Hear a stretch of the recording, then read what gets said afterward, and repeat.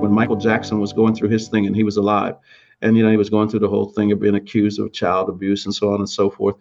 And Steve Yeah. Harvey, you've heard him on television talk about how he Yeah, was for talking sure. to Yeah. Michael, and he said, "Man, what you need to go to church. We need to go to First AME Church, and I'm gonna take you over there." And Steve came with Michael and his entourage and his legal team and everything, and they're there. And Reverend Murray had given them permission to come because some people, even at our church, were like, should we be opening the doors? Because maybe Michael did do this, or maybe Michael didn't do that, or whatever. Right.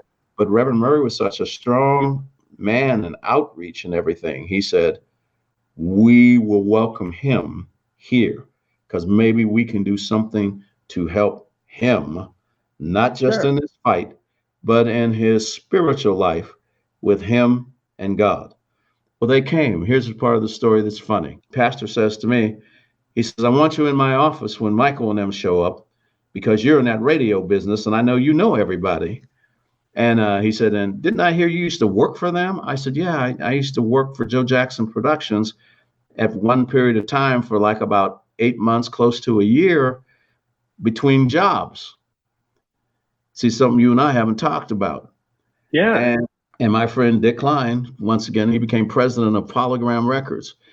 And when I was like sort of between gigs, but I was over there working at KMPC, working part-time, but I was also doing some stuff with Joe from the standpoint of his company. And I was working specifically with Michael, with Janet, with Randy, with LaToya, and with Rebe, the oldest daughter. What happened was when they came to the church, Reverend said, I want you to be in my office. So they got, I got all the bodyguards and all that nonsense. And so Michael's in the office with Reverend Murray. And so I come walking in, and then Michael says, Walt, is that you? And I was like, yeah. He said, I heard you in ministry, but I didn't know what church. So he comes and gives me a big hug. And I said, oh, man, it's so good to see you. I'm glad you'd come on over here, blah, blah, blah. And the Reverend man, he's sitting there kind of like, wow, look at my boy. He knows everybody. Because Reverend Murray, when I first got there, he said, I don't even know who the hell you are. And he talked like that. He said, I don't know who the hell you are. He said, but Reverend Jack Johnson called me from Chicago. He said, and everybody in this church knows who you are but me. He said, but I don't listen.